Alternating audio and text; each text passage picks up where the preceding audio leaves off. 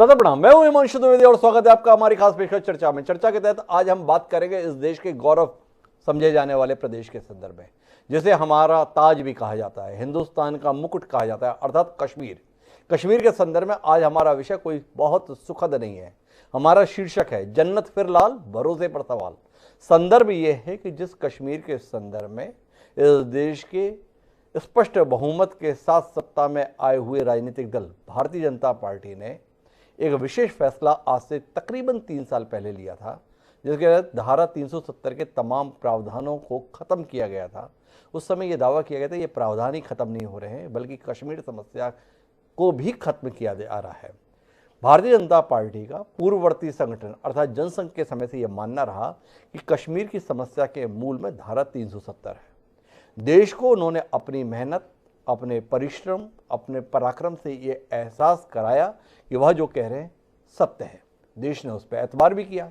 इसीलिए जब अगस्त में धारा 370 के संदर्भ में तमाम प्रावधानों को खत्म करने का निर्णय संसद के माध्यम से लिया गया, तो देश एक राय होकर इस फैसले के साथ था और इस उम्मीद के भी साथ था कि अब कश्मीर में वापस रौनक लौटेगी, भरोसा लौटेगा और पिछले 3 दशक से जो कश्मीर पंडित अपनी जमीन से महरूम है, अपने घर से महरूम है, वह वापस लौट सकेंगे।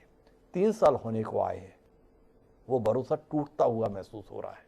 महसूस इसलिए हो रहा है कि एक बार फिर आतंकी घटनाएं घाटी में पैर पसार रही हैं। एक बार फिर कश्मीरी पंडितों को चुन चुनकर निशाना बनाया जा रहा है। अभी हाल ही में राहुल भट्ट को उसके कार्यालय में नाम पूछकर जिस तरीके से गोली मारी गई है, उसने उस भरोसे को बहुत बड़ा झटका दिया है जो कश्मीर के संदर्भ में 135 करोड़ देशवासियों के जहन में बसा हुआ था। वो झटका लगा है। आज हम इसी मसले पर बात करेंगे। मसले पर बात करने का आशय कतई सरकार को केवल कटघरे में खड़ा करना नहीं, बल्कि उन कारणों की पड़ताल करना है जिसके चलते घाटी में शांति स्थापित नहीं हो पा रही है। कोशिशें जारी हैं, पर फिर भी सफलता उस अनुपात में नहीं मिल रही है जैसी उम्मीद हम सबने की थी। हमारे साथ इस अहम चर्चा का हिस्सा बनने के लिए 5 खास मेहमान जुड़ रहे हैं। उनसे आपका परिचय कराएं और घाटी के संदर्भ में इस मसले पर कुछ गंभीर विमर्श करने की कोशिश करें। उससे पहले समय है आज के विचार सूत्र का। हमारा आज का जो विचार है वो इन पंक्तियों के रूप में है कि सहनशीलता, क्षमा, दया को तभी पूजता जग है, बल का दर्प चमकता उसके पीछे जब जगमग है। रामधारी सिंह दिनकर राष्ट्र कवि हुए, उन्होंने ये पंक्तियां हमें सौंपी थी। इन पंक्तियों का आशय यह कि हमें अपना सामर्थ्य, अपने भुजबल, अपने बाहुबल, अपने कौशल के संदर्भ में सचेत रहना चाहिए। अगर हमारे अंदर सामर्थ्य रहेगा तभी बाकी चीज़ों के संदर्भ में हम अपेक्षा कर सकते हैं। तो क्या घाटी के संदर्भ में हमारा यह बल कमज़ोर पड़ रहा है? इसे जहन में रखते हैं और इसके साथ चर्चा पे आगे बढ़ते हैं। इस चर्चा का हिस्सा बनने के लिए हमारे साथ जुड़ चुके हैं डॉक्टर ताहिर चौधरी जी, प्रवक्ता हैं भारतीय जनता पार्टी जम्मू एंड कश्मीर के, और साथ ही हमारे साथ शिल्पी अरोरा जी हैं जो प्रवक्ता हैं ऑल इंडिया कांग्रेस कमेटी की। आप दोनों का स्वागत है और चर्चा की शुरुआत डॉक्टर ताहिर जी आपके साथ ही करते हैं, क्योंकि कटघरे में आप हैं, आपकी सरकार है, आपके द्वारा किए गए वादे हैं, आपके द्वारा जताया गया ये इकबाल है कि अब सब कुछ ठीक हो जाएगा। यही ठीक हो रहा है? 3 साल से आप चुनाव नहीं करा सके, प्रदेश को उसका खोया हुआ दर्जा नहीं दिला सके, और एक शांति के संदर्भ में आपसे उम्मीद थी, वो शांति भी दे पाने में आप नाकाम हो रहे हैं। सवालों के घेरे में है आप डॉक्टर ताहिर चौधरी, क्या कहते हैं? देखिए हिमांशु जी, भारतीय जनता पार्टी ने जो जम्मू कश्मीर के अवाम के साथ, देश के अवाम के साथ हमारे माननीय प्रधानमंत्री साहब ने जो वादे किए थे, हम कहीं ना कहीं उनको पूरा करने में कामयाब रहे और आगे भी कामयाब होंगे। ये हमें पूरा भरोसा है अपने काम करने के तरीके पे और अपने प्रधानमंत्री साहब की नेक नियति के ऊपर। लेकिन बदकिस्मती ये है कि एक तरफ जब कश्मीर को सही रास्ते पे ले जाने की पूरी कोशिश सरकार की तरफ से की जा रही है, हमारे ऑनरेबल एलजी साहब, मनोज सिन्हा साहब पूरी तरह से अपनी एडमिनिस्ट्रेशन के साथ काम कर रहे हैं। हमारी जम्मू कश्मीर की पुलिस 24/7 काम करती है, हमारी सिक्योरिटी फोर्सेस काम करती है, लेकिन कहीं ना कहीं हमें अपने खोने पड़ते हैं। चाहे राहुल भट्ट साहब की बात करो आप, चाहे रियाज की बात करो, चाहे और बहुत सारे, देखो जो भी जाता है शहीद होता है मिलिटेंट्स की गोली की वजह से, उनके नापाक इरादों की वजह से हमारे अपने लोग शहीद होते हैं। बहुत दुख की बात है, ऐसी चीजें नहीं होनी चाहिए। लेकिन कहीं ना कहीं ऐसे लोग घाटी के अंदर मौजूद हैं जो इस तरह की वारदातें करना चाहते हैं, और कहीं ना कहीं वो लोग भी हैं जो इन लोगों को सपोर्ट करते हैं और सरकार के इरादे बहुत मजबूत है। ना तो इन लोगों को बख्शा जाएगा जो इस तरह की हरकतें कर रहे हैं, ना उन लोगों को बख्शा जाएगा जो इन लोगों की सपोर्ट करते हैं। सरकार का ये इरादा पूरी तरह से। ताहिर चौधरी जी, मेरी दिलचस्पी इस बात में नहीं है कि आप इन्हें बख्शेंगे या नहीं बख्शेंगे। जिन लोगों ने आप पे भरोसा किया है उन्हें आप बचा सकेंगे या नहीं बचा सकेंगे, ये सवाल है। राहुल भट्ट के जाने का आपको दुख है, ये सुनने के लिए देश नहीं है। राहुल भट्ट के संदर्भ में ये भरोसा देश करना चाहता था कि अब कोई कश्मीर पंडित वहां पर नहीं मारा जाएगा। आपने इसी प्रकार का भरोसा देश में जगाया था, उस भरोसे को कायम रखने में आप चूक रहे हैं। आपके संदर्भ में यह भरोसा था कि जो तमाम लाखों कश्मीरी पंडित इस जमीन को छोड़ने के लिए मजबूर हुए थे, वो आप पे भरोसा करके घाटी में वापस लौटेंगे, अपनी जमीन को वापस पाएंगे, अपने रोजगार को वापस पाएंगे। पर आप उनका वापस लौटना तो दूर, जो वहां पर रह रहे हैं उनको बचा पाने में भी नाकाम साबित हो रहे हैं। इस बात को लेकर कोई शर्मिंदगी आपके अंदर है? कोई आपके अंदर अपराध बोध है? आप दावा इतना बड़ा कर रहे हैं और आप मनोज सिन्हा जी के संदर्भ में दुहाई दे रहे हैं। आपके पूर्ववर्ती राज्यपाल सत्यपाल मलिक तो खुद बयान दे रहे हैं, मैं जब तक था तब तक ठीक था, अब पता नहीं क्या हो गया। आपको तो आपके नेता कटघरे में खड़ा कर रहे हैं और आप इतने इत्मीनान से हैं कि हम छोड़ेंगे नहीं। किसको? अपने आप को या इन आतंकियों को? देखिए हिमांशु जी, आपके सवाल जायज हैं, बहुत तीखे सवाल है। मैं 2 दिन पहले खुद राहुल भट्ट साहब के घर गया था उसके लिए। उनके फादर साहब के साथ मैं कोई आधा घंटा मैंने बिताया और मुझे मालूम है कि वो आधा घंटा मेरे लिए पूरे दिन के बराबर था। जिस तरह की मैं वहां पे बातें सुन रहा था, जो कुछ मैं समझ रहा था, महसूस कर रहा था, बहुत मुश्किल का टाइम था मेरे लिए। आधा घंटा बिताना मेरे लिए बहुत मुश्किल था। हमें पूरी हमदर्दी है पूरे समाज के लोगों के साथ, चाहे उसमें कश्मीरी पंडित समाज के लोग आते हैं, चाहे दूसरे लोग आते हैं। देखिए, खून का कोई मजहब नहीं है, खून का एक रंग है और खून गोली ये नहीं देखती है कि कश्मीरी पंडित की हत्या हो रही है, किसी मुसलमान की हत्या हो रही है, किसी सिख की हत्या। रोज हम किसी अपने को खोते हैं, हम ये बात कह रहे हैं, लेकिन खोते क्यों हैं? कहीं ना कहीं काली बेड़े वहां पे छिपी हुई हैं, जिनको हमें ढूंढ निकालना पड़ेगा। और सरकार के दावे, प्रधानमंत्री साहब की जो बातें, हमारे होम मिनिस्टर साहब के जो वादे हैं जम्मू कश्मीर के साथ, उसके ऊपर हम कायम हैं। मैं आपको ये बात क्लियर। मैं शिल्पी अरोड़ा जी के पास जाऊं उससे पहले एक सवाल फिर से करना चाहता हूं डॉक्टर ताहिर चौधरी जी आपसे। 8 साल से देश में आपकी मजबूत हुकूमत है, 3 साल से कश्मीर आपके प्रत्यक्ष शासन के अधीन है। पहले जब कश्मीर में इस प्रकार की घटनाएं होती थी तो आप वहां के नेताओं को जिम्मेदार ठहराते थे जो सत्ता में रहते थे, चाहे वो फारूक अब्दुल्ला या उनका परिवार हो, चाहे वहां पे महबूबा मुफ्ती का संदर्भ में हो, चाहे कांग्रेस नेताओं के संदर्भ में हो। भारतीय जनता पार्टी की दलील ये रहती थी कि वहाँ के जो नेता हैं उनका सद्भाव आतंकियों के साथ रहता है, इसलिए ये वारदातें अंजाम दे पाती हैं। अब कौन है? अब तो हुकूमत आपकी, मजबूत हुकूमत आपकी, फिर भी लोग मारे जा रहे हैं, सरेआम मारे जा रहे हैं, दफ्तर में बैठे हुए मारे जा रहे हैं। अब किसकी गर्दन पकड़ेंगे, किसका चेहरा दिखाएंगे, जिसको जिम्मेदार ठहराएं? मेरी बात सुनिए, मैं आपसे एक सवाल पूछता हूँ, मुझे आप इस चीज का जवाब दीजिए। 70 साल के बाद आपको क्या लगता है कि देश किस रास्ते पे चल रहा है? कैसे प्रधानमंत्री काम कर रहे हैं? कैसी सरकार है? आप मुझे इस चीज का जवाब दीजिए। आपको सरकार पे शक है कोई क्या? मुझे आप जवाब दीजिए। आज मैं आपसे जवाब पूछता हूँ। मेरा तो सवाल सीधे संदर्भ में, घाटी के संदर्भ में जो वादा आपने पूरा किया था, जो भरोसा आपने जगाया था, क्या आपका ईमान गवाही दे रहा है इस बात का कि आप उस वादे को पूरा कर पा रहे हैं? प्रति प्रश्न से सवाल नहीं उठेगा। सवाल इस समय देश के संदर्भ में नहीं, घाटी के संदर्भ में है। उस घाटी के संदर्भ में जहां पर ताहिर जी आप बताते थे, 2 ही चीजों को जिम्मेदार ठहराते थे आप, एक धारा 370 और एक कश्मीर के वो राजनेता जो भाजपा से संबद्ध नहीं है। अब तो दोनों की कोई हैसियत नहीं बची। धारा 370 अप्रासंगिक हो गई। उन नेताओं को आपने घर में रहते हुए जेल टाइप में डाल के रखा हुआ है। इसके बाद भी जो हो रहा है वो आपको दिख रहा है, आप उसका दुख मना रहे हैं, आप उसका दुख जता रहे हैं, पर क्या अपनी नाकामी को स्वीकार कर रहे हैं? जो भरोसा, जो वायदा आपने देश को दिया था, वो अब तक आप पूरा नहीं कर सके, और क्यों नहीं कर सके? देखिए हिमांशु जी, आपने तो मेरे सवाल का जवाब नहीं दिया, लेकिन मैं आपको कहूँ, भारतीय जनता पार्टी का एक स्पोक्स पर्सन होने के नाते हम अपने पूरे वादों के ऊपर खरा उतरने की पूरी तरह से हम जद्दोजहद कर रहे हैं और बहुत लंबी जंग लड़ रहे हैं जम्मू कश्मीर के अंदर। आपको ये बात अपने वादों में पूरा उतरने की कोशिश कर रहे हैं, ईमानदारी से कोशिश कर रहे हैं। शिल्पी अरोड़ा जी मेरे साथ में ऑल इंडिया कांग्रेस कमेटी के प्रवक्ता हैं। शिल्पी जी एतबार कर पा रही हैं डॉक्टर ताहिर जी के दावे पर? बहुत ईमानदारी से मेहनत है, बहुत ईमानदारी से कोशिश है। इस कोशिश और भरोसे के संदर्भ में आपकी प्रतिक्रिया? कहाँ पर ईमानदारी है और कहाँ दिख रही है ये कोशिश? तो सरकार तो बुलडोजर चलाने में बिजी है। सरकार तो अपनी ब्रांडिंग ही बुलडोजर के लिए, एक डिस्ट्रक्शन के लिए, एक अपने आप को एक डिस्ट्रक्टिव सरकार के तौर पर प्रोजेक्ट कर रही है। 100 से ज्यादा अटैक पिछले 3 सालों में हो चुके हैं। 120 इनोसेंट सिविलियंस की जान जा चुकी हैं, 252 जवान जा चुके हैं, उनको शहीद हो चुके हैं। तो ऐसे में सरकार नाम की चीज कहाँ है? अगर आप में कंट्रोल करने की क्षमता नहीं थी, आप में चुनाव कराने की क्षमता नहीं थी, तो आपने धारा 370 हटाई क्यों? आप रहने देते। अब भी हो रहा है, तब भी हो रहा है, बल्कि बढ़ रहा है।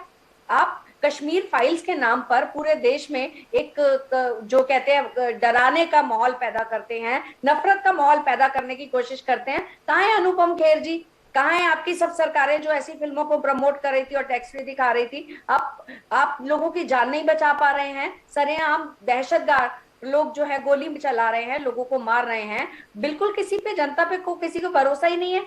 पीक सीजन था, कश्मीर में आप अच्छा माहौल देते, इकोनॉमी को बूस्ट मिलता, वहां पे टूरिस्ट जाता, आगे बढ़ता, लेकिन आप सब में हर मोर्चे पर पूरी तरह से फ्लॉप है। पर शिल्पी जी, मेरे दो सवाल हैं। आपने दो अलग अलग बातें की। जहाँ तक आपने टूरिज्म के संदर्भ में बात की, उसके संदर्भ में तो आंकड़े यही आ रहे हैं कि पिछले 20 साल में सर्वाधिक टूरिस्ट इस समय पर कश्मीर की ओर रुख कर रहे हैं। बड़े पैमाने पर सैलानी वहाँ पहुँच रहे हैं। तो ये तो आंकड़ा खुद ट्रैवल एसोसिएशन के द्वारा जारी किया गया है।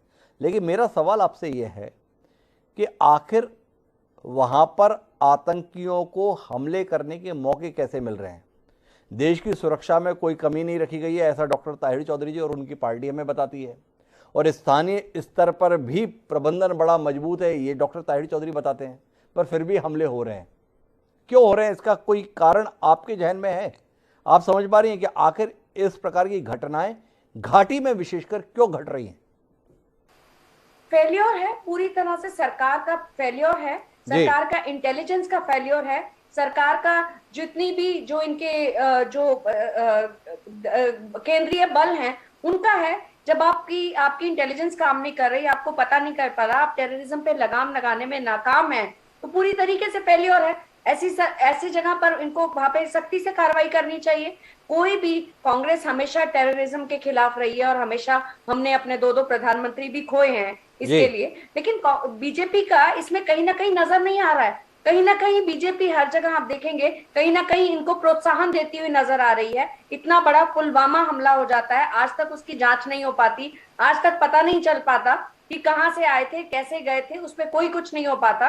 तो क्यों हो रहा है? यही वो सरकार है जो नागरिक सुरक्षा की बात करके, जो कश्मीर को आजाद करने के नाम पर, कश्मीर को एक अलग स्टेटस देने के नाम पर सरकार में आई थी, और आज हर मोर्चे पर फ्लॉप होती नजर आ रही है। क्यों वहां के युवाओं को रोजगार नहीं दे रहे? ये सरकार रिस्पॉन्सिबल है वहां के युवाओं के हाथ में पत्थर पकड़ाने के लिए, क्योंकि वहां रोजगार नहीं है, वहां उन लोगों को काम नहीं मिल पा रहे हैं, इसलिए कहीं ना कहीं हो रहा है। तो शिल्पी जी, कुल मिला के फेलियर बता रही हैं पुलिस के स्तर पर, इंटेलिजेंस के स्तर पर। मेरे साथ में शौकत चौधरी जी जुड़ गए हैं, पीडीपी के नेता हैं, उनके पास जाना चाहता हूं। लेकिन उससे पहले डॉक्टर ताहिर चौधरी जी को ऐतराज है शिल्पी अरोड़ा जी की बातों पर। मनता भी ऐतराज कर रहे हैं डॉक्टर ताहिर चौधरी जी का। निशाने पर तो डॉक्टर ताहिर जी ही है ना। जी ताहिर जी। पहले तो कांग्रेस की स्पोक्स पर्सन ने कहा कि टूरिज्म, पहली बार कश्मीर घाटी के अंदर इतना टूरिस्ट है कि वहां के होटल्स में आपको जगह नहीं मिल सकती आने वाले 3 महीने तक। जी। कश्मीर में जिस तरह से डेवलपमेंट्स हो रही हैं, जैसे काम चल रहा है, मुझे नहीं लगता आज तक कश्मीर में वैसे काम हुआ होगा।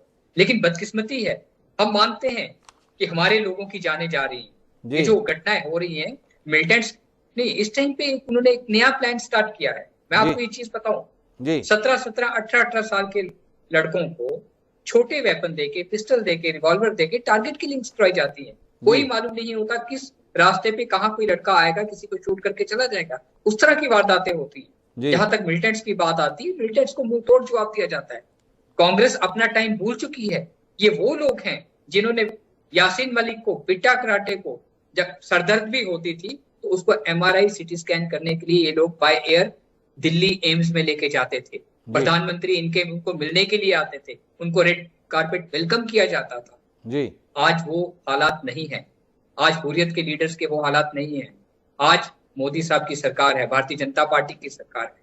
देश ये बदलाव देख रहा है। ठीक है, छोटी मोटी अड़चने आ रही है हमें आगे बढ़ने के लिए, वो चीजें भी हम क्लियर करेंगे, लेकिन इन लोगों की तरह हम देश को नहीं चलाएंगे। हम माफ कीजिएगा डॉक्टर ताहिर चौधरी जी, घाटी में कश्मीरी पंडितों को चुन चुन कर गोली मारी जा रही है और उसे अगर आप थोड़ी मोटी अड़चने मानते हैं, मेरा इस पर विनम्र ऐतराज है। कश्मीरी पंडितों की अस्मिता की लड़ाई 3 दशक से घाटी के संदर्भ में जारी है और वहां पर लोगों को बसाना तो दूर की बात, जो रह रहे हैं उनकी हिफाजत कर पाने में आप चूक रहे हैं और इसको आप थोड़ी मोड़ी अगर अड़चन मानते हैं तो मेरा इस पर विनम्र ऐतराज है। लेकिन मैं शौकत चौधरी जी आपके पास आना चाहता हूं और आपसे समझना चाहता हूं कि घाटी के हालात चाहने के बाद भी वैसे क्यों नहीं बदल रहे जैसे बदल जाने का दावा देश की हुकूमत का था। आप पड़ताल कर पा रहे हैं? क्या आप लोगों का असहयोग है जिसके कारण से हालात नहीं बन रहे, या ये लोगों का इरादा ही नहीं है हालात बदलने का इसलिए नहीं बदल रहे, या जैसे दिया बुझने वाला होता है तो उससे पहले फड़फड़ाता है, तो आतंकियों की कमर टूट गई है, उनका दमखम समाप्त हो गया है, तो इस प्रकार की हरकतों से अपनी उपस्थिति दर्ज कराने की बौखलाहट भरी कोशिश है। कुल मिलाकर है क्या ये?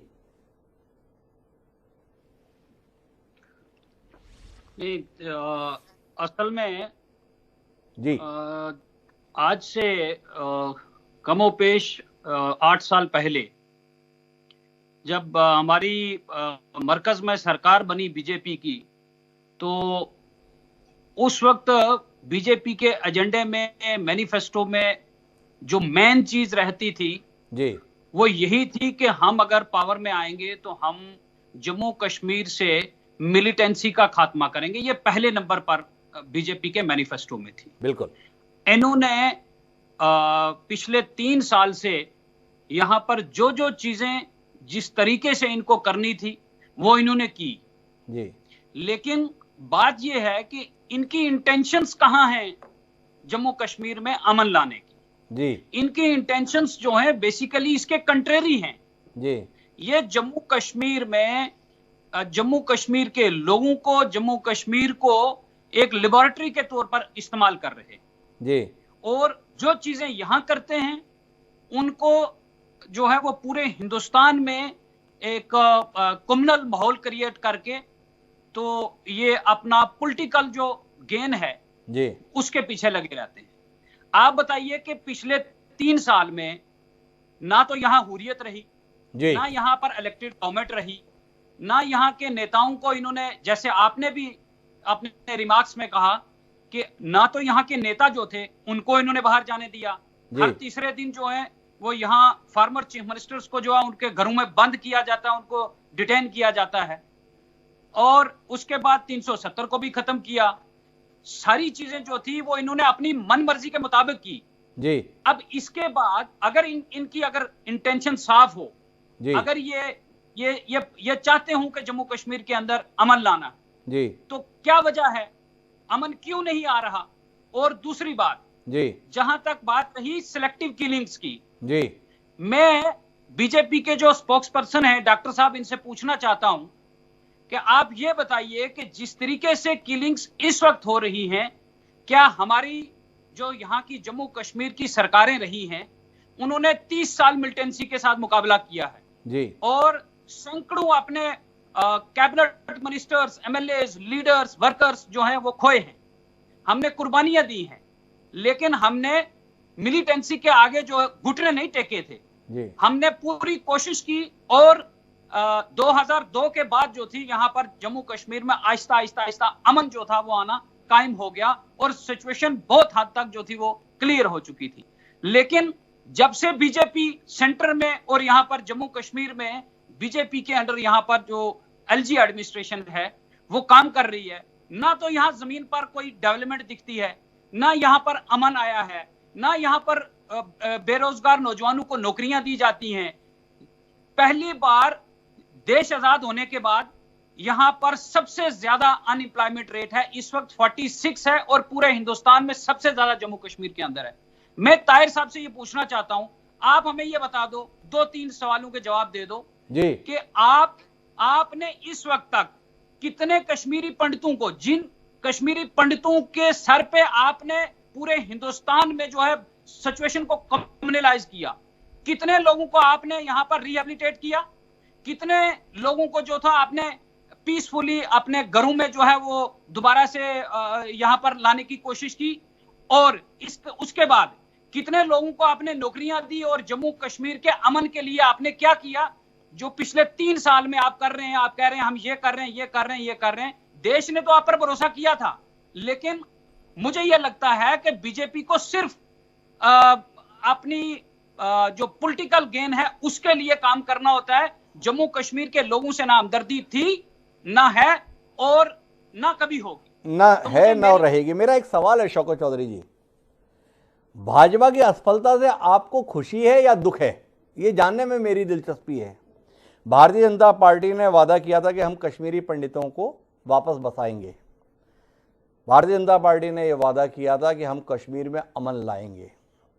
भारतीय जनता पार्टी ने वादा किया था कि हम कश्मीर को विकास की राह पर लेकर आएंगे। भारतीय जनता पार्टी के संदर्भ में आपका दावा है इस कार्यक्रम में कि इन तीनों ही मसलों पर भाजपा विफल रही। भाजपा की इस विफलता की आपको प्रसन्नता है या आपको दुख है, ये मेरा सवाल है।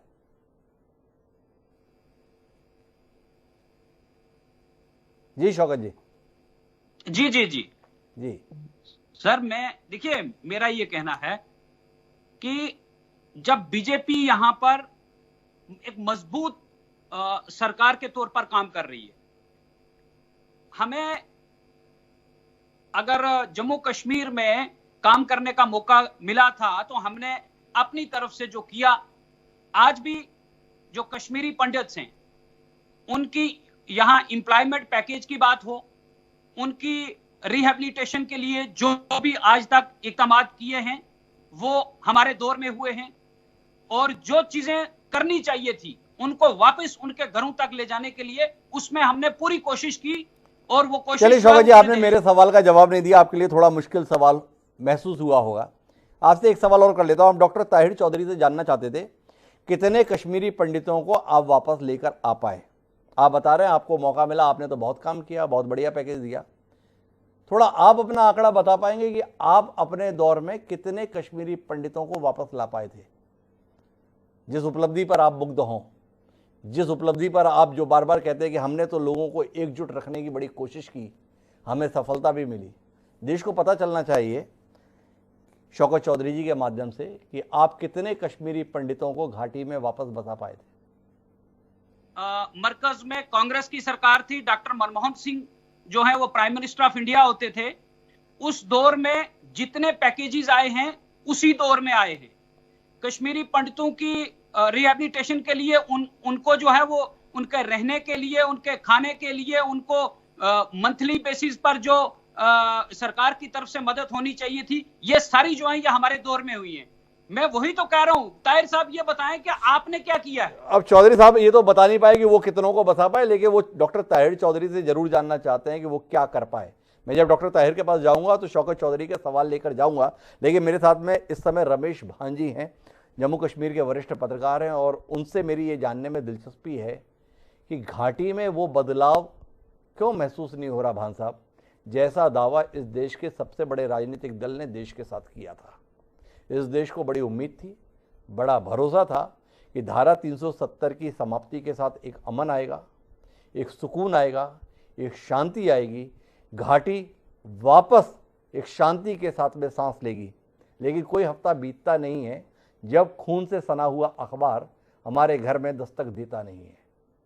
कहाँ चूक रहे हैं? सरकार चूक रही है या आतंकी अपनी हार से खिसियाकर इस प्रकार की घटनाओं को अंजाम देकर सुर्खियों में बने रहने की कोशिश कर रहे हैं? जी, आपने बहुत अच्छा कहा, ये सुर्खियों में बने रहने की कोशिश। देखिए, ये सर्वाइवल जो है ना, टेररिज्म का सर्वाइवल, हमेशा ये किसी तरीके से वो सर्वाइव करना चाहते हैं। अभी मैं पीडीपी के स्पोक्समैन की बात सुन रहा था, मैंने पूरा ऑडियो तो मैंने सुना नहीं, लेकिन थोड़ा सा ऑडियो खराब था, बट इनकी बात का मैं जवाब दूं कि ये हमेशा विक्टिम कार्ड प्ले करते हैं जी। ये कहते हैं कि बीजेपी ने क्या किया, कांग्रेस ने क्या किया, इन्होंने क्या किया जी। 30 साल से अगर कश्मीरी पंडित बाहर है तो इन्होंने क्या, देखिए जब तक पॉलिटिकल लीडर्स कोई कुछ नहीं करेगा, let me tell you very honestly, कोई कुछ नहीं करेगा, चाहे बीजेपी हो कांग्रेस हो, जब तक लोकल आदमी ना चाहे, लोकल आदमी ना चाहे तब भी कश्मीरी पंडित वापस जा सकता है जी। अदरवाइज पॉलिटिकल लीडर्स, ये देखिए पॉलिटिकल लीडर कहेंगे, वो फोर्सिबली कहेंगे भाई जाओ हम तुमको नौकरी देते हैं, और वही हो गया जो राहुल भट्ट के साथ हो गया जी, वही होगा। जैसे बिंदु के साथ हो गया। देखिए सीधी सी बात यह है कि कश्मीरी पंडित जो मैंने देखा हुआ है माइग्रेशन के बाद, मैं 3 बार गया हूं वहां पे एज टूरिस्ट जी, मैं अपनी फैमिली को लेके गया था। देखिए वहां पे मेरे को लगा कि आप अगर हफ्ते भर के लिए जाएंगे, एक ज्यादा से ज्यादा 10 दिन 15 दिन के लिए जाएंगे as tourist, you are welcome, आपको गले लगाएंगे। लेकिन the moment I am being, मैं स्ट्रेट फॉरवर्ड हो रहा हूं जी, जो मैंने देखा हुआ, द मोमेंट जब भी उनको लगेगा कि आप परमानेंटली सेटल होने आए हैं, यू आर नॉट वेलकम, आपका राहुल भट्ट जैसा हाल होगा। ये दिस इज, किसी से भी आप पूछ लीजिए, 100% फैक्ट है। मुझे एक सीनियर ब्यूरोक्रेट ने एक ब्रेकफास्ट मीटिंग में कहा था कि अगर हमको आजादी ना मिली, ये चौधरी साहब शायद ही में बी लिटिल बिट एंग्री, शायद उनको गुस्सा आएगा ये सुन के, बट ये फैक्ट है। उन्होंने मुझसे कहा था कि अगर हमको आजादी ना मिली, एक चीज हमने अचीव किया कि कश्मीरी पंडितों को यहां से भगा दिया जी। इस बात का क्या जवाब देंगे आप? क्या चौधरी साहब जवाब देंगे? क्या उनकी लीडर महबूबा मुफ्ती जवाब देंगी? कौन लीडर जवाब देगा इस बात का? इसलिए मैं कहता हूं जब तक लोकल लोग ना चाहें तब तक कुछ नहीं हो सकता। तो मेरा सवाल है रमेश भांजी, चूके कहां पर हम तो देश को यह बता रहे थे कि ये जो धारा 370 का प्रावधान है ना, 70 के कारण ही कश्मीर हमारा हिस्सा वैसा नहीं बन पा रहा जैसा बनना था। जितना भी आतंक है इस धारा के चलते है, ये धारा खत्म करो, देखो आतंक कैसे खत्म होता है। अब आप हमें बता रहे हैं कि धारा खत्म होने से क्या होगा, वहां के लोगों की मानसिकता को बदलना होगा। तो आपसे समझना ही चाहता हूं, क्या जानने में समझने में चूक गए थे हम धारा के पीछे पड़े रहे और जो धारा वहां के लोगों के बीच में बह रही थी उसे भूल गए? सही बात है, बिल्कुल ठीक कह रहे हैं आप। धारा 370 ठीक है, उससे एक चीज हो गया, भारत का संविधान की बहुत सारी धाराएं जो हैं जी वो कश्मीर पे लागू हो गई, राइट। अच्छा, लेकिन जो खास अगर हम कश्मीरी पंडित की बात करें तो कश्मीरी पंडित तो वैसा का वैसा ही है, उससे उसको धारा 370 से क्या फायदा? अगर आप 35A की बात करें, 35A जी, अब जब देखिए, जब तक 35A में आप चाहें तो वहां जाके जमीन खरीद सकते हैं, प्रॉपर्टी खरीद सकते हैं, लेकिन वो तभी होगा जब लोकल आदमी आपको जमीन बेचेगा। और ये बताएंगे पीडीपी के नेता बताएंगे कि लोकल लोगों को वहां पे directions, I mean off the record directions दी गई हैं कि किसी बाहर वाले को जमीन ना बेचे। डिनाई कर दे मेरी बात का जी, अगर है तो कौन? शौकत चौधरी जी को हस्तक्षेप करने जा रहे हैं, बहुत स्पष्ट बात कह रहे हैं रमेश भांजी। मेरे साथ में रमेश मनवती जी भी जुड़ गए हैं जो कश्मीरी पंडितों के संगठन से जुड़े हुए हैं, लेकिन मैं पहले हस्तक्षेप लेना चाहता हूं शौकत चौधरी जी का, क्योंकि वह रमेश भांजी के द्वारा लगातार कटघरे में खड़ा किए जा रहे हैं। जी शौकत जी, आपका ऐतराज। देखिए, मैं भांज साहब से बड़ी रिस्पेक्टफुली एक बात कहना चाहता हूं जी कि सर, आप जम्मू कश्मीर के तमाम लोग जितने हैं उन पर आप ऐसा एलिगेशन लगा रहे हैं जी कि आप अगर 10 दिन के लिए जाएंगे तो आपका वेलकम करेंगे, लेकिन अगर उनको ये पता चल जाए आप परमानेंटली सेटल होने के लिए आए हैं तो फिर आपको जो है वो वैसा ट्रीट नहीं करेंगे जी। सर, जम्मू कश्मीर जो है वो दुनिया में हॉस्पिटैलिटी में माना हुआ है, और आज इस दौर में भी अगर किसी कश्मीरी पंडित भाई का देहांत हो जाता है तो उसकी आखिरी रस्मात जो हैं वो वहां के मुस्लिम, वहां के लोकल लोग जो हैं वो अदा करते हैं। आप इन चीजों को क्यों भूल रहे हैं? और दूसरी बात ये कि इन्होंने कहा कि धारा 370 के टूटने के बाद पंडितों को कोई फायदा नहीं हुआ, तो ये बीजेपी को एक जवाब था इनकी तरफ से। ये एक ऐसी स्टेटमेंट थी जिससे बीजेपी को यह जवाब था कि 370 असल में जो है वो कोई हर्डल नहीं था, हर्डल बीजेपी थी। बीजेपी को लगता था कि हम जम्मू कश्मीर से 370 को खत्म करेंगे और उसका सौदा जो है पूरे हिंदुस्तान में बेचेंगे और हमें जो है फायदा होगा। लेकिन सर, मैं रिस्पेक्टफुली फिर से एक बार कह रहा हूं कि आप जम्मू कश्मीर के लोगों के ऊपर इस तरह का इल्जाम ना लगाएं, आप इस तरह की बेइज्जती ना करें। शौकत चौधरी जी, क्या बेइज्जती कर रहे हैं रमेश भांजी? कश्मीरी पंडित 1.5 लाख से ज्यादा घाटी से बाहर दर दर भटक रहे हैं 3 दशक से, उसमें आपको बेइज्जती महसूस नहीं होती? रमेश भांजी ने 2 शब्द यहां पर बोल दिए, उससे आपको बेइज्जती महसूस हो गई? आप जिस हॉस्पिटलिटी की बात कर रहे हैं, इस हॉस्पिटलिटी के रहते हुए भी लोग अपनी जिंदगी को सुरक्षित नहीं रख पाए, उन्हें अपनी मिट्टी छोड़कर, अपना वतन छोड़कर खाना बदोश बनकर जिंदगी गुजारनी पड़ रही है, झुग्गियों में जीना पड़ रहा है, तब आपको बेइज्जती महसूस नहीं होती? रमेश भांजी ने एक बार खरी बात कह दी तो आपको इतनी बेइज्जती महसूस हो गई? लेकिन मैं इसी बात को विस्तार देने के लिए रमेश मनवती जी के पास आना चाहता हूं और उनसे भरोसे पर बात करना चाहता हूँ। जानना ये चाहता हूँ रमेश बनवती जी, डॉक्टर ताहिर चौधरी जी मेरे साथ यहाँ पर हैं, जो भारतीय जनता पार्टी के जिम्मेदार प्रवक्ता हैं, ईमानदार बात करते हैं जब भी बात करते हैं। उनका मानना है कि भरोसा बना हुआ है। तो मेरा आपसे सीधा सवाल है, खबरें लगातार छप रही हैं कि एक बार फिर कश्मीरी पंडितों को चुन चुनकर निशाना बनाया जा रहा है और मारा जा रहा है। क्या इसके बाद भी आपका भरोसा है बदलाव के संदर्भ में? क्या आपका भरोसा है एक सुनहरे भविष्य के संदर्भ में? क्या आपका भरोसा है अपनी जिंदगी में बड़े बदलाव के संदर्भ में? आपसे सवाल। ये भरोसा किस पर बात कर रहे हैं आप? किस पर भरोसा है? सरकार के संदर्भ में, जो सरकार ये दावा करती है कि आपको वापस बसाएंगे, आपको आपकी खोई हुई जमीन, आपका खोया हुआ मकान, आपके खोया हुआ दुकान, आपका खोया हुआ सम्मान वापस दिलाएंगे।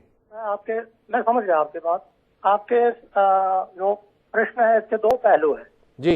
एक तो आस्था है, भारतीयता में भारत का जो अस्तित्व है जी, उसमें हमारा दिल का आस्था है। उसी आस्था के कारण हम पिछले कहीं दशकों से जेनोसाइड के शिकार हो रहे हैं जी, आज भी हो रहे हैं, और पिछले कहीं सेंचुरी से, इनफैक्ट जब से इस्लाम कश्मीर में आ गया 1339 में, उसके बाद में लगातार ये जो करंट हमारा एक्सोडस से 7वीं बार हुआ है हमारे हिस्ट्री में जी। तो भारतीयता में हमारा विश्वास, अटूट विश्वास है। क्योंकि कश्मीर भारत है जी। कश्मीर में कश्मीरी जो हिंदू रह रहे थे, ओरिजिनल इनहेबिटेंट जो अर्लिएस्ट इनहेबिटेंट्स है कश्मीरी ब्राह्मण, कश्मीरी पंडित जी, जिनको आप हिंदू कहिए, कुछ पंडित कहिए, जो भी कहिए, वो भारत का रिप्रेजेंटेशन है वहां पर जी। वही एक्सटेंशन है कश्मीरी, कश्मीरी पंडित एक्सटेंशन है भारतीयता का देश विदेश में। तो उसमें हमारी पूरी आस्था, उसमें कोई शक करने वाली बात नहीं है जी। जहां तक सरकार की बात है जी, सरकार पर और विश्वास तब बढ़ेगा जब कोई सरकार हमें ये दिखाएगी, हमने ये ठोस कदम उठाए हैं जो पिछले 30 साल में 32 साल में जो हमने झेल रहे हैं, अपने ये देश में विस्थापन का जीवन जी रहे हैं, तो उसमें अभी तक हमें कोई हल नजर नहीं आ रहा जी। जरूर हमें जो करंट डिस्पेंसेशन है सेंट्रल गवर्नमेंट की, उस पर जरूर आशा है, अभी भी आशा है, आशा थी और आशा है, लेकिन वो कहीं ना कहीं डगमगा रही है। जो हमारा जो एक भरोसा है वो डगमगा रहा इसलिए है क्योंकि आप देख रहे हैं पिछले 1 साल से लगभग कितने कश्मीरी पंडितों को, कितने हिंदुओं को वहां से चुन चुनकर मारा गया।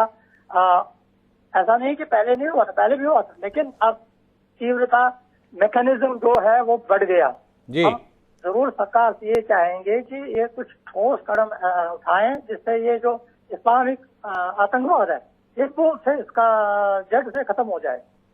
बाकी अभी रमेश भान जी का मैंने पूरा सुना नहीं है, लेकिन जो मुझे लग रहा है वो धारा 300 हटाने की बात कर रहे थे जी। देखिए ये बहुत बड़ा कदम था भारतीय जनता पार्टी सरकार का जो हट गया था जी। लेकिन अभी भी जब ये हट गया उसके बाद में जो बदलाव वहाँ होने चाहिए थे, चाहे एडमिनिस्ट्रेटिव बदलाव, चाहे डिफरेंट एस्पेक्ट में बदलाव होने चाहिए थे, वो नहीं हुए। भारतीय जनता पार्टी ने जो जब ये अनाउंस कर दिया कि हम धारा 370 को निरस्त कर रहे हैं, न्यूट्रलाइज कर रहे हैं जी, उसी टाइम उन्होंने ये जो हिस्टोरिकल करेक्शन किया था जी। बहुत ही बड़ा बोल्ड कदम होता है, हिस्टोरिकल करेक्शन की जरूरत थी, वो कर दिया था। लेकिन उसी टाइम उन्होंने एक बहुत बड़ा ब्लंडर भी किया। उन्होंने ये कमिटमेंट किया कि हम स्टेटहुड वापस दे रहे हैं।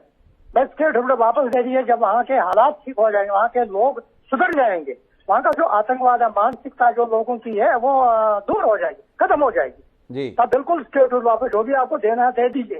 लेकिन आपको क्या मजबूरी है कि आपने ये कमेंट कर दिया कि जब हालात अभी ठीक नहीं हुआ, आप एक तरफ से एक हिस्टोरिकल करेक्शन कर रहे हैं, दूसरी तरफ आप ये ब्लंडर साइमल्टेनियसली कर रहे हैं। इसी कारण की वजह से हमने स्टार्ट से पिछले 3 दशक से हमारा मानना है कि कश्मीर में अगर हिंदुओं को, कश्मीरी पंडितों को, विस्थापित कश्मीरी पंडितों को आपने अभी मैं थोड़ा सा करेक्शन कर दूं, आपने 1 लाख 1.25 लाख की विस्थापित की बात, ये करीब 5 लाख लोग जो 90s में विस्थापित हुए, जाति संहार हुआ हमारा जी, कल्चरल जेनोसाइड हुआ, रिलीजियस जेनोसाइड हो गया, लिटररी जुनोसाइड हो। तो कुल मिलाकर रमेश बनवती जी की बात को अगर समझ पाए तो डॉक्टर ताहिर चौधरी, आपको कोई शर्मिंदगी हो रही है? आपके तमाम दावों के विपरीत पीड़ित पक्ष की आवाज़ क्या आपके कानों को बहरा कर रही है?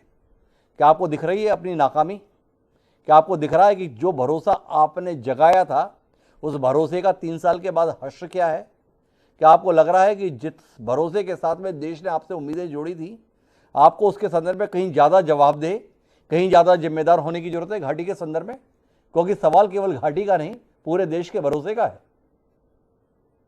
देखिए हिमांशु जी, जहां तक कश्मीरी पंडित समाज की बात आती है, भारतीय जनता पार्टी, हमारी सरकार, हमारे प्रधानमंत्री साहब, पूरी हमारी ऑर्गेनाइजेशन हमेशा हमारी हमदर्दी, हमारा प्यार, हमारा साथ कश्मीरी पंडित समाज के साथ रहा और हमेशा रहेगा भी जब तक भारतीय जनता पार्टी रहेगी। मैं आपको एक चीज क्लियर कर दूं, कश्मीरी पंडित समाज के जो लोग हैं बहुत बहादुर लोग हैं, डरपोक लोग नहीं। 600 साल पहले जब कश्मीर में रहते थे तो कश्मीर कश्मीरी पंडितों का था, यही लोग थे। ये वो लोग हैं जो इतना कुछ होने के बाद भी कन्वर्ट नहीं हुए। जो मुस्लिम लोग वहां पे हैं वो कन्वर्ट हुए हैं मुस्लिम, लेकिन ये लोग उन हालात में भी कन्वर्ट नहीं हुए। इन्होंने अपना जो रिलीजन था उसको लेके चलते रहे, अपने सिस्टम को लेके चलते रहे, अपने रिलीजन के बीच में रहे और आज भी ये उस रास्ते पे चल रहे हैं। ये बहादुर कौम है और हमारा ये मानना है कश्मीर कश्मीरी पंडितों का है। जब तक कश्मीर में कश्मीरी पंडित समाज को हम दोबारा नहीं प्रॉपर मान सम्मान के साथ सेटल करेंगे, कश्मीर पूरा नहीं होगा। ये मेरा भी मानना है, हमारे प्रधानमंत्री साहब का भी मानना है, हमारी पूरी ऑर्गेनाइजेशन का मानना तो ठीक है डॉक्टर ताहिर चौधरी जी, पर यह मानने को क्रियान्वयन करने के लिए समय कितना लेंगे? शौकत चौधरी जी का सवाल था, भूला नहीं हूं, उन्होंने कहा था भैया संख्या तो बता दो, कितना ला दिए, संख्या हमारे पास में है, कितने और जान गंवा गए? तो पहला सवाल तो यही है, आपका वादा है, आप ये चाहते हैं, आप ये करेंगे, ये बात तो हम कई दशकों से सुनते आ रहे हैं, पर अब भी नहीं करेंगे तो कब करेंगे ताहिर जी? देखिए कश्मीरी पंडित समाज समझता है सब कुछ। हमें ना तो पीडीपी के सर्टिफिकेट की जरूरत है, ना कांग्रेस के, ना एनसी के। हम काम करने वाले लोग हैं, राष्ट्र के साथ चलने वाले लोग हैं, तिरंगे को लेके आगे बढ़ने वाले लोग हैं। तो कश्मीरी पंडित समाज इस चीज मेरा को डॉक्टर जानता ताहिर है। आपसे एक सवाल है, फिर मैं शिल्पी अरोड़ा जी के पास जाऊंगा। आपने कहा कि ना हमें पीडीपी के सर्टिफिकेट की जरूरत है, ना हमें कांग्रेस के सर्टिफिकेट की जरूरत है, ना हमें नेशनल कॉन्फ्रेंस की सर्टिफिकेट की जरूरत है। आपकी भाषा थोड़ी अलग है आपके नेताओं से। देश के जो हमारे सम्मानीय प्रधानमंत्री हैं नरेंद्र मोदी जी, वो तो अपने हर भाषण में कहते हैं सबका साथ, सबका विश्वास, सबका विकास। तो वो तो सबके साथ की बात करते हैं। और डॉक्टर ताहिर चौधरी जी यहाँ इस कार्यक्रम में बैठ के बोल रहे हैं नहीं चाहिए हमें पीडीपी का सर्टिफिकेट, नहीं चाहिए कांग्रेस का, नहीं चाहिए एनसीपी का। जम्मू कश्मीर की सियासत के 3 सबसे बड़े राजनीतिक दलों को खारिज करके वाकई डॉक्टर ताहिर चौधरी जी, आपको लगता है कि आप अमन शांति कायम कर देंगे वाकई? हिमांशु जी देखिए मेरी बात सुनिए। ये जिन पॉलिटिकल पार्टीज की आप बात करते हो, इनका एक ही मुद्दा है, लोगों की शहादतों पे सियासत करना। अच्छा, कैसे लोगों को भड़काना, ग्राउंड पे कैसे हालात खराब करना, ये वो पॉलिटिकल पार्टीज है। इन्होंने जम्मू कश्मीर को दिया क्या, ये उस चीज का जवाब दें। इन्होंने कुछ नहीं दिया, इन्होंने अपने परिवारों की सियासत चलाई है। लेकिन भारतीय जनता पार्टी के खून में ये चीजें नहीं है। हम परिवारवाद के खिलाफ हैं, परिवार की सियासत नहीं हम चलाते। हम देश को आगे लेके चलने वाले लोग हैं। कश्मीरी मुझे जाना तो शिल्पी जी के पास है, पर आपने बात ऐसी कह दी कि मुझे प्रति प्रश्न करना पड़ रहा है। आपने कहा इन्होंने कश्मीर को दिया क्या, ये सवाल तो आपके संदर्भ में भी उठेगा ना। आपने दिया क्या? एक राज्य का दर्जा था वो तक छीन के रख लिया, उसकी वापसी का भी इंतजार कर रहे हैं। 3 साल हो गए, आपने कहा था हालात बदल जाएंगे, दे देंगे। 3 साल बाद भी हालात नहीं बदले, इस नाकामी के संदर्भ में कुछ कहेंगे? हमारे होम मिनिस्टर साहब ने ये चीज कही है, और जब हालात ठीक होंगे स्टेट का जो दर्जा है वो दिया जाएगा। हम जो बात कहते हैं वो करते हैं, ऐसी कोई बात नहीं। तो 3 साल के बाद भी हालात सामान्य नहीं हुए, इसे हम सामान्य बात समझें या असामान्य बात समझें? हिमांशु जी, टीवी चैनल पे बैठ के ये बातें करनी बहुत आसान लगती हैं।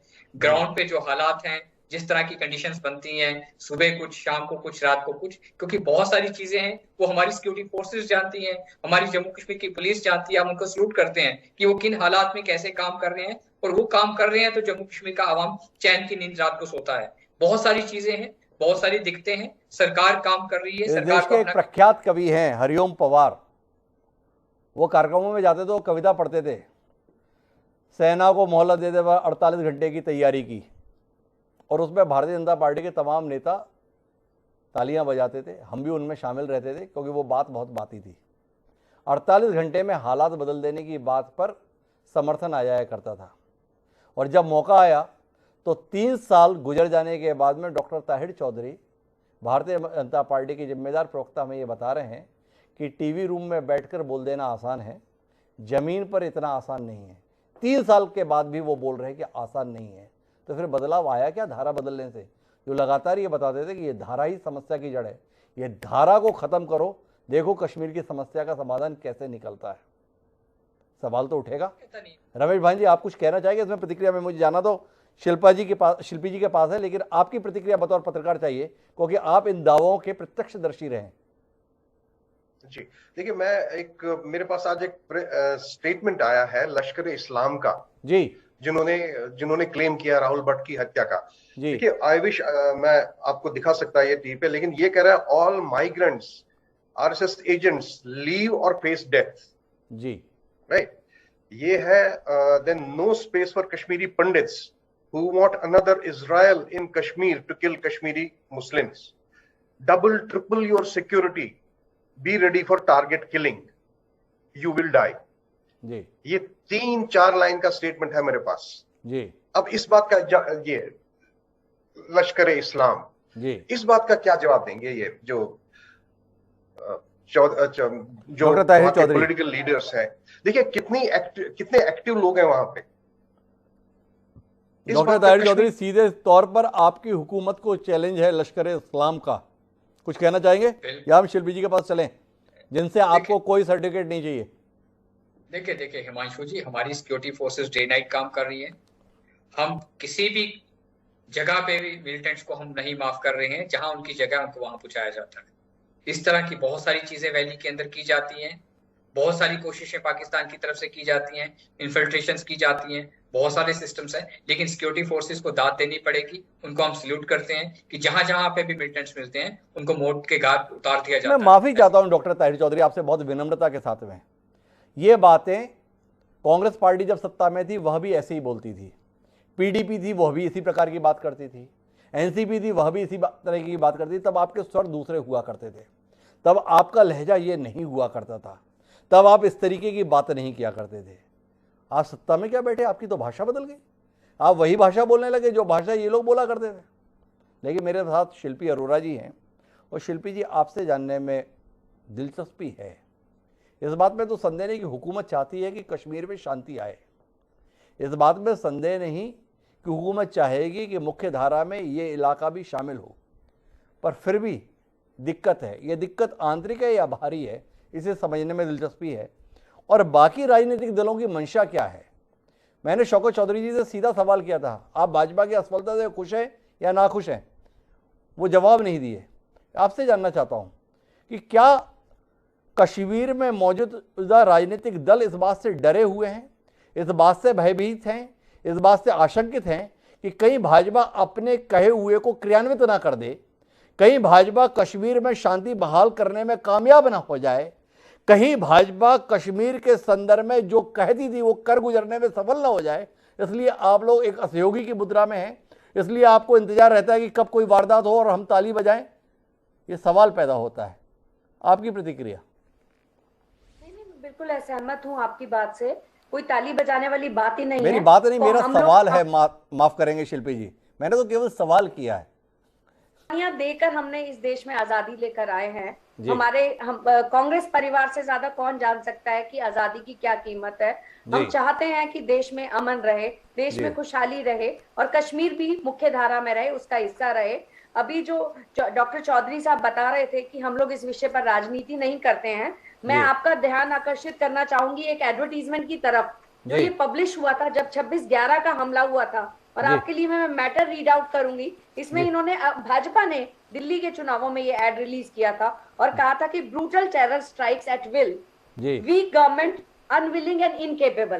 तो आज ये इनके ऊपर ले गए, ये अनविलिंग भी हैं, इनकेपेबल भी हैं। जिन आर्म फोर्सेस का क्रेडिट लेने की बार बार कोशिश कर रहे हैं, आर्म फोर्सेस तो करती हैं, काम कर रही हैं, अपना बेस्ट परफॉर्मेंस कर रही हैं, पर आपके सैल्यूट करने से नहीं होगा। आपको एक स्ट्रांग मैसेज देने की जरूरत है, आपको वहां के युवाओं को रोजगार देने की जरूरत है, आपको वहां पे लोगों के हाथों में जो है रोजगार के साधन हाथ में देने की जरूरत है, जिससे कि लोग टेररिज्म खत्म हो, टेरर स्ट्राइक खत्म हो। आज 3 साल हो गए हैं, हम भी चाहते हैं परिवर्तन हो, हम लोग पूरा विपक्ष के रूप में आपके साथ हैं, लेकिन आप कुछ करिए तो सही। आप तो आर्म फोर्सेस के भरोसे छोड़ा हुआ है। आपने कहाँ कठोर संदेश दिया इन दहशतगर्दों के खिलाफ कि आप कुछ करेंगे, आपके ऊपर सख्त कार्रवाई होगी? अभी तक क्या हुआ? आप सिर्फ कश्मीर फाइल फिल्म दिखाना चाहते हैं पूरे देश में और नफरत का माहौल पैदा करना चाहते हैं, आग लगाना चाहते हैं, लोगों को मजहब और रीजन और रिलीजन के नाम पर लोगों को आप अलग करना चाहते हैं। हम चाहते हैं अमन हो, हम चाहते हैं खुशहाली आए कश्मीर में, हम चाहते हैं कश्मीर भी किसी भी अन्य राज्य की तरह आगे बढ़े और आगे करे। हम क्यों तालियां बजाना चाहेंगे? हम तो चाहेंगे कि जो भी हो, जैसा भी हो, कोई भी गवर्नमेंट हो, कश्मीर खुशहाल रहे, अमन रहे, आबाद रहे। तो शिल्पी जी का कहना है कि हम तो चाहते हैं पर इनसे कुछ होता ही नहीं है, तो हम करें क्या? इसके लिए हमारे पे सवाल क्यों कर रहे हैं? ये सवाल है ताहिर जी। लेकिन मैं इसी बात को विस्तार देने के लिए शौकत चौधरी जी आपके पास वापस आना चाहता हूँ। जितना मुखर आप भाजपा के संदर्भ में होते हैं, जितनी नाराजगी आपकी केंद्र सरकार की विफलता को लेकर रहती है, उतना गुस्सा, उतना आक्रोश आपका इन आतंकी संगठनों के संदर्भ में क्यों नहीं होता? रमेश भांजी जैसे लश्कर ए इस्लाम के संदर्भ में बोल रहे हैं, उसके खिलाफ बोलने से आप बचते क्यों हैं? क्यों महबूबा मुफ्ती को पाकिस्तान के संदर्भ में भारत की बात करना ज़्यादा जरूरी लगता है, बजाय इसके कि पाकिस्तान को ठीक ठाक तरीके से सबक सिखाया जाए, इसकी मांग करने के? ये सवाल जहन में आता है कि आखिर पीडीपी कश्मीर के संदर्भ में सोचती क्या है? क्या वह चाहती है कि कश्मीर भारत में भारत का हिस्सा होते हुए भी भारत का ना रहे, या कोई और नजरिया? नहीं, देखिए, पीडीपी ने तो हमेशा जम्मू कश्मीर के अंदर जो अमन की बात की जी, और दूसरी बात जो मैं आपके सामने रखना चाहता हूं जी, पीडीपी की जो हमारी सदर हैं महबूबा मुफ्ती साहिबा, उनकी अगर आपने स्टेटमेंट 4 दिन पहले की अगर देखी होगी जी, उन्होंने पूरे जम्मू कश्मीर के लोगों से, बिलखुसूस कश्मीर वैली के लोगों से जी, ये रिक्वेस्ट की, अपील की कि आपने अमन को कायम करने के लिए सबको इकट्ठा रहना पड़ेगा, एक दूसरे की मदद करनी पड़ेगी, मुस्लिम्स को कश्मीरी पंडितों के साथ मिलकर रहना होगा और जितना हो सकता है उतना एक दूसरे की मदद, सेफ्टी और सिक्योरिटी का ध्यान रखें। ये अपील की थी महबूबा मुफ्ती साहिबा ने जी। तो अब अगर ये बीजेपी ये कहे कि जनाब हमारा कोई सॉफ्ट कॉर्नर रहता है, तो हमने बीजेपी को ये कह दिया ना कि आप कश्मीर के अंदर अमन कायम करें, उसके लिए पाकिस्तान के साथ अगर जंग करना है वो करिए, बातचीत करनी है तो वो करिए, लेकिन हमारा एजेंडा ये रहता है कि अगर हमारा पड़ोसी मुल्क है, उस पड़ोसी को हम बदल नहीं सकते हैं, लेकिन उसके साथ तल्लुकात अच्छे बना सकते हैं, उसके साथ हम दोस्ती कर सकते हैं। जो दोस्ती करके अमन लाया जा सकता है वो झगड़े से, जंग से नहीं किया जा सकता। तो इसलिए पाकिस्तान के साथ अगर हम बातचीत नहीं करते हैं तो फिर जम्मू कश्मीर के लोगों को अमन कैसे दे पाएंगे? और बीजेपी का ये कहना है कि जनाब हम पाकिस्तान को सबक सिखाएंगे, तो हम उनको कहां रोक रहे हैं जनाब? अगर आप बातचीत नहीं कर सकते हैं तो जंग कर लीजिए उसके साथ, मगर जम्मू कश्मीर के लोगों को अमन तो चाहिए ना, चाहे आप जंग करके करिए चाहे बातचीत से करिए, क्योंकि हमारे पास दूसरा ऑप्शन भी कोई नहीं है। तो शौकत चौधरी जी ने पहली बार अपना नजरिया थोड़ा व्यापक करके हमारे बीच में साझा किया है। महबूबा मुफ्ती का कभी ये बयान अगर शौकत चौधरी जी आप मुझे दिखा पाए जिसमें वो ये कह रही हों कि आप पाकिस्तान से जंग करिए, तो मैं ज़रूर उसे देखना चाहता हूँ। आपके हौसले को दाद देता हूँ कि आपने कहा कि भाई या तो जंग कीजिए या संवाद कीजिए, पर आज तक आपकी सम्मानीय नेता ने संवाद की ही बात की है, बात करने की ही बात की है। जंग के संदर्भ में तो शौकत चौधरी में ही हौसला दिखा, जो पीडीपी में रहते हुए कह रहे हैं कि पाकिस्तान से जंग करिए। शायद आपकी बात ताहिर चौधरी जी के माध्यम तक वास्तविक लोगों तक पहुंचे, लेकिन मैं इस बात को विस्तार देने के लिए रमेश भांजी आपके पास आना चाहता हूं और आपसे मर्म पे समझना चाहता हूं। हमारे यहाँ एक बड़ी सहूलियत है सियासत में, जब आपसे कोई चीज़ संभले नहीं तो पाकिस्तान को जिम्मेदार ठहरा दो। कोई घटना हो जाए, सबसे बड़ा मुफीद है कि इसमें पाकिस्तान का हाथ है।